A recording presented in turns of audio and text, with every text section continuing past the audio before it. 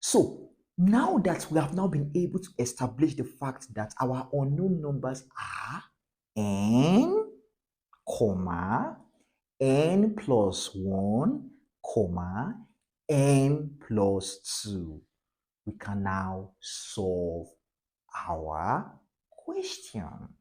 We've been able to now interpret the word problems into a mathematical statement. We have converted English language to mathematics. There is a relationship. That is why your English is important, your mathematics is important when they are considering your admission to a higher institution in this country. Yes, very important. Note that. So now, according to our question, we were told that we are supposed to find the sum. So we have n plus n plus 1 plus n plus 2 is equal to 36. Now, to our left hand side, we have n plus 1 plus n plus 2. To our right hand side of the equation, that's the equality sign now, which equates both expression, we have what? 36. So now, at the left hand side, we can add. Let's find the sum. Now, collecting the like terms now, n, we add n to get what? 3n. That's n plus n will give you 3n. Now, 1 plus 2 naturally and normally will give you 3. So at the left hand side of our equation now, we have 3n plus 3. At the right hand side, we're still having 36 relaxing, enjoying. Okay, so we now have 3n plus 3 is equal to 36. Now, at this point, you can now try to remove the 3 from the left hand side to the right hand side. If it crosses that equality sign, it becomes what? Minus. So you have 36 minus 3 at the right hand side.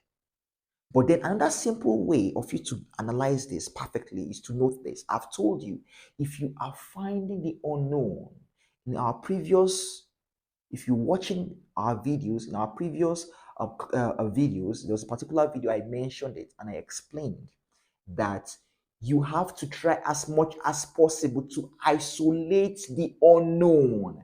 The unknown is the letter or the variable you are looking for in a mathematical equation. In this case, it is what?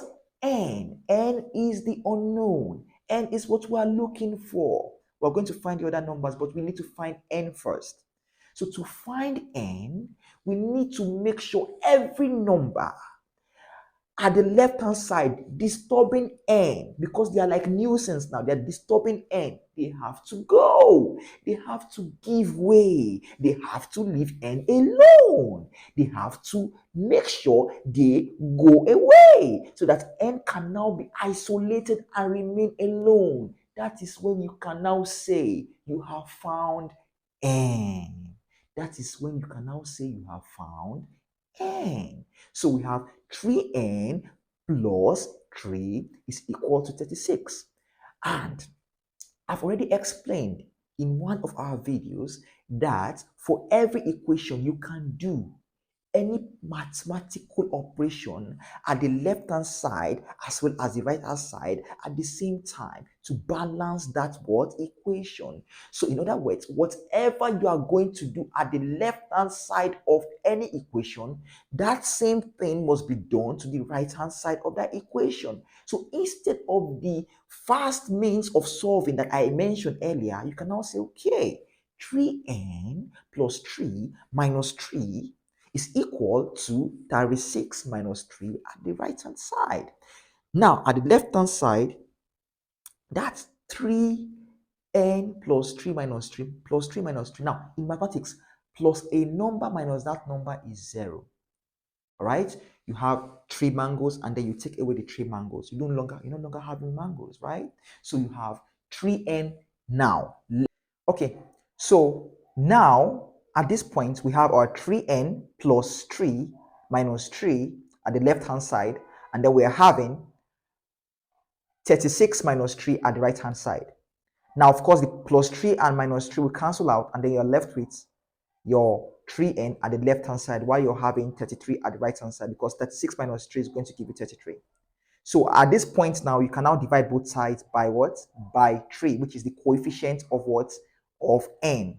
The coefficient of n, meaning the number that is with n. All right. So now 3 will divide both sides of the equation. You have 3n over 3 at the left hand side, and then you have your 33 over 3 at the right hand side. So now at this point, you're now going to be able to get your 11 as n, because 3 will cancel out. At the left hand side, your n is going to be 11. Your n is going to be 11. Now, your n is 11. We are done with the very first number. Now, we're not done with the other two, because the second number is n plus 1. So if n is 11, the second number, which is n plus 1, will now be what? 11 plus 1, which is 12. And then the third number is n plus 2. So now you just add n plus 2, and n is 11. So you have 11 plus 2, which is 13. So you have 11, 12, and 13. So the consecutive numbers for your question is, the consecutive numbers for the question that we asked are 11, 12, and 13. The consecutive numbers are 11, 12, and 13. Simple! 11, 12, and 13. 11 representing n, 12 representing n plus 1, and 13 representing what? N plus 2. Those are the consecutive numbers, the numbers that follow themselves, follow each other, all right? Continuously, right? So you have 11, 12, and 13, and they fit in perfectly. And if you try to put them back into the equation and try to see if you can get your 36, you will find out that you get your 36 perfectly, all right? So that's just it. So your answers are 11, 12, and 13. Thank you so much.